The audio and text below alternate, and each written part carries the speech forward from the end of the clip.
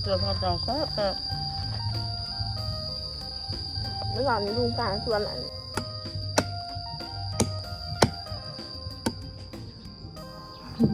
สบายดีจ้าพี่น้องสบายดีพี่น้องเมื่อทุกคนสบายดีตอนบ่ายพี่น้องบ่าย1บ่าย2มือนั้นน้องคนกับอีแม่ตำหมักตองอยู่ของพี่น้องมือนี้อยู่เพื่อนป่าน้องคนมาเงินป่าแล้วก็สิมาตำหมักม่วงกินพี่น้องจ้าป่าลุงเพิ่นบ่อยู่เนาะเพิ่นก็ออกไปเรียกเช้าวันผิดไปหาแบบกินข้าวเพื่อนหมูเพิ่นอยู่กับอีแม่แล้วก็หลานจ้าเมื่อวานนี้พาอีแม่ไปกวดพี่น้องอันที่เพิ่นว่าเพิ่นเมื่อยเพิ่นเจ็บสินะกวดยามใดก็บ่คือเก่าไปกวดบัดนี้น่ะพี่น้องจ้ามีทั้งข่าวดีและข่าวเสียข่าวดีและข่าวบ่ดีนั่นแหละ ก็คือข่าวดีก็คือเบาหวานนะบ่เห็นแล้วพี่น้องแล้วก็นิ้วลงบีก็บ่เห็นแล้วแต่ว่ากระเพาะอักเสบ ก็คืออันอีแม่เพิ่นแน่นหน้าอึนะไปกวดแพทย์ที่เราว่ากระเพาะอักเสบแล้วก็อีแม่พักผ่อนบ่เพียงพอสินะก็อีแม่ก็แม่นความหมอเพิ่นนั่นแหละเพราะว่าตอนเช้าบางมื้อเพิ่นก็บ่ค่อยได้กินข้าวตอนเที่ยงกับผู้แหละ 2-3 โมงแล้วตอนแรกบางทีก็บ่ได้กินเลยว่าซั่นแหละเห็นดีน้องคนบ่อยู่นะอยู่กับอีพ่อ2คนนะอีพ่อบางมื้อก็นอนสวนอีแม่นอนเรือนบ่ได้เฮ็ดกินว่าซั่นแหละอยู่คนเดียวบ่ค่อยได้กินข้าว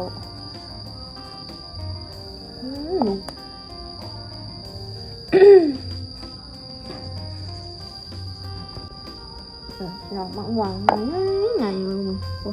มะม่วงป่าเพิ่นเอาอยู่กกนี่แหละเพิ่นป่าเราเมียนไว้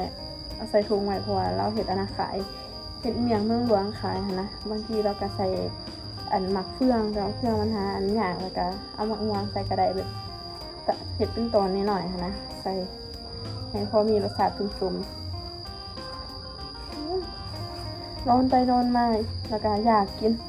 อีแม่น่ะตัดฟืนบางคนน่ะอันขึ้นไปนอนแล้วกันหากระลุกเพิ่นแล้วเพิ่นก็นั่งโทรศัพท์อยู่ห่มต้นไม้เพื่อนป่าน้องห่มหลายพี่น้องห่มต้นไม้หลายเย็นสบายก็ถือว่าน้องคนก็บ่ได้ขายมากทุเรียนก็2มื้อแล้ว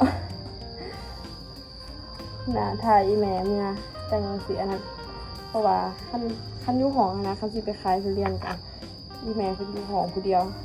ย่านเก็บนั่นนี่อันนี้ป้าลุงโทรให้มาดินพี่แล้วก็มานอน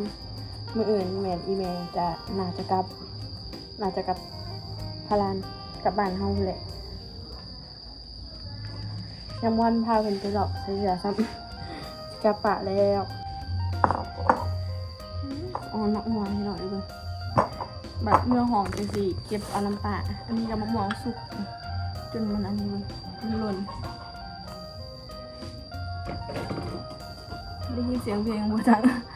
อันค้างเงินเพิ่นมีงานของเพลง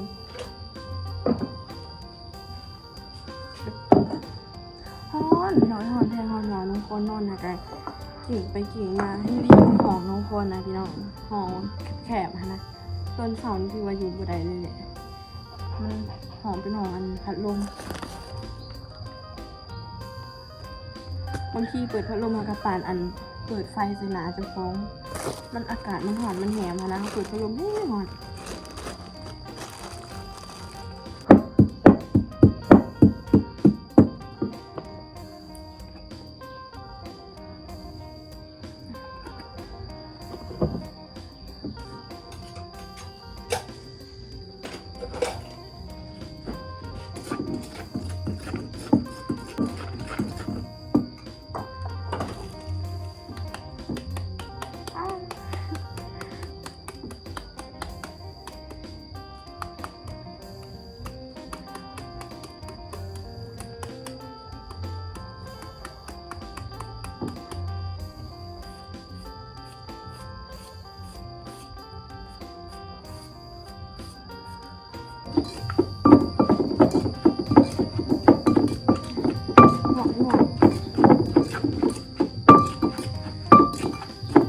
ที่ไหนว่าที่ตำ2หน่วยพี่น้องเพราะมันหลาย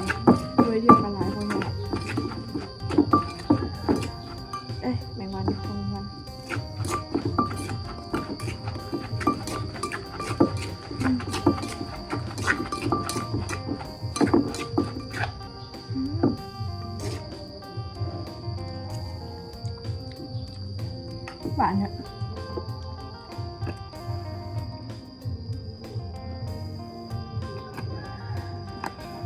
นี่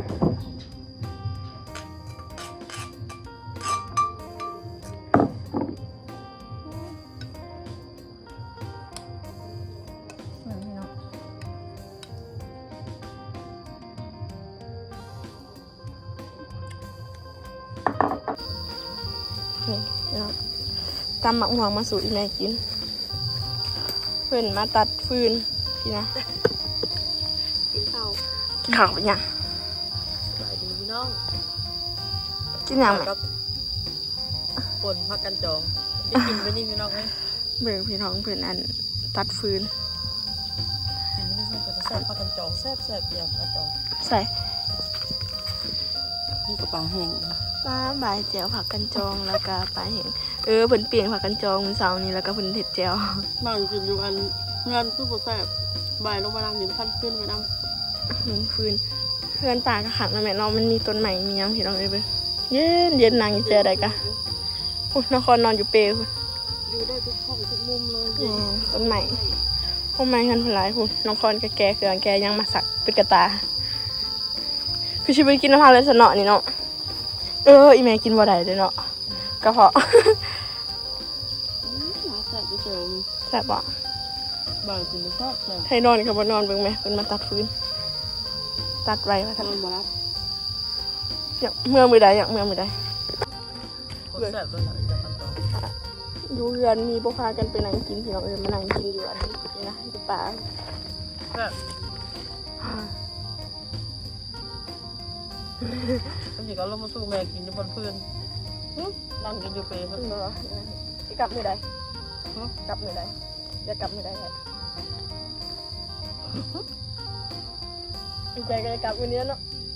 รับไปพี่น้องคุณพ่อชวนพัก ดีใจยังจะกลับมื้อเพิ่นจมแต่เมื่อวานเนี่ยไปกวดแล้วเนาะอ่ะ กวดแล้วก็เมื่อเลยได้บ่เพิ่นว่าบางคนว่าบ่ได้ต้องไปเล่นน้ำปลาน้ำลุงก่อน เพิ่นกินฮอดเป็ดงัวควายเป็ดไก่อยู่เฮือนเพิ่นพี่น้องเอ้ยส่วนพักอีกบัดนี้สิบ่มีไผโหดให้เพิ่นพุ่นนะ บอกว่าลูกค้าแล้วถึงไหม ลูกค้าสั่งผักนั่นแม่นบ่อยู่พี่เพิ่นก็โทรมาสั่งผักพี่พอปิ่นๆผู้เดียวเลยอยู่บ้านนะ ขายผักเสริม แคนเซิลกันเดือน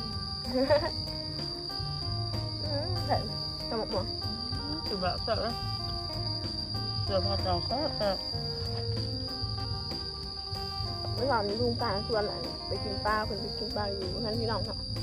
เพิ่นหมู่คู่ในฮะเนี่ยแมวบ่ไปนะ ก็นั่งคุยกินเบียร์ก็อยากนั่งเนาะคนชวนไปหมดแล้วจังมากกินเบียร์ก็ได้บ่ม่วน มานอนตั้งแต่เมื่อคืนนี่พี่น้องกวดแล้วก็มานอนเฮ็ดแล้วก็เมื่อคืนนี้เพิ่นก็น้องพรก็ซื้อผักซื้อหยังมาเฮ็ดยำสลัดแล้วก็จุ่มปลาที่น้องพรซื้อมาแหละปลานี่ลุงหาก็กินเมื่อคืนนี่ ปลาหนังเอาให้แบ่งให้ลูก2ตัวบักใหญ่เหลือตัวนึง เสร็จเนาะจำกับเจียวปลาสมินะทำข้าวงาม บางคนก็อยากเมื่อไหร่แม่อะไรพี่น้องแต่ว่าสิอยาก แลกกันทำก็ได้ดอกแม่เมื่อกี้เดี๋ยวนะเมื่อจะไหนรถพลากลับไปกลับมาเองหมดเลย2 ล้าน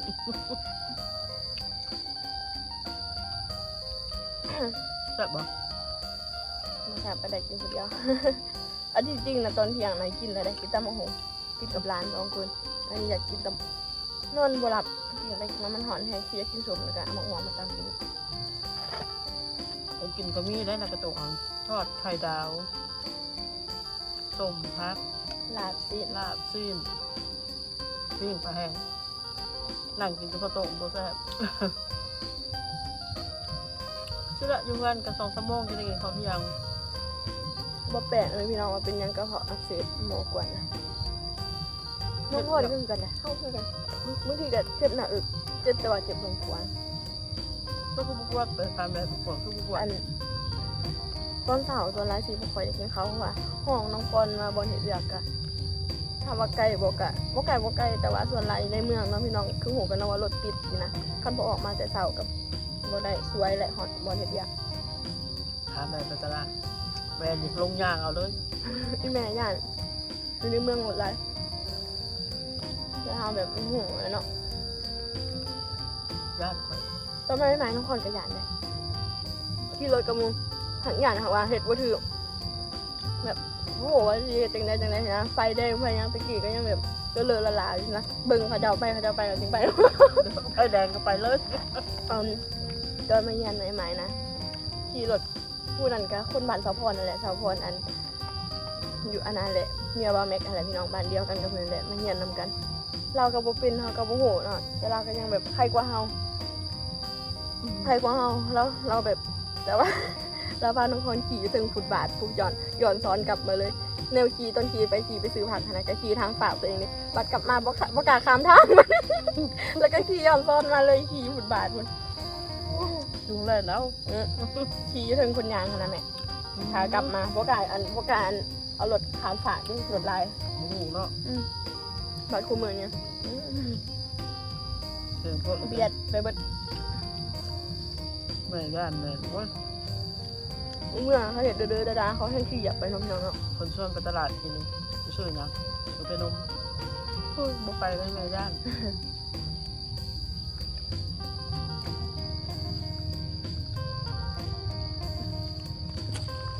เส้นตรงนี้หน่อยบดแล้วเนาะจะเอาไปแล้วเนาะมาเบิ่งเนาะใหม่นี่จะปาไปหาคนมาจะปาเอารถใหญ่คนนั้นแหละไปใส่เนาะแล้วก็ตัดเป็นทอนสบาย ได้เลยลูกตั้งอยู่ตรงจุดนี้ขับมันไหนเนาะใช่ไหม เบิ่งเป็นนะขนาดเพิ่นอยู่ในเวียงเพิ่นยังใส่ปืนหวันเฮานะเนาะ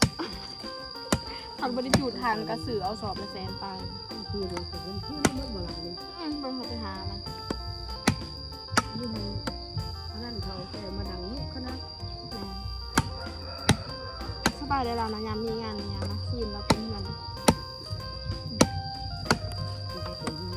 แบบเราอยู่เขตเหาะในบริเขตตัวเมืองหลายสินะเขาดังคืนดังยังแบบ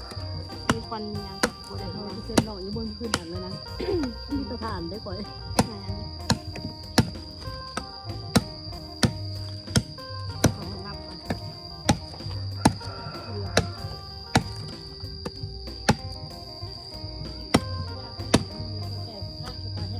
ปักขะมีแต่ดอกเลย เดี๋ยวกว่าให้แซ่บขนาดนี้ มันมีแต่ดอกนะ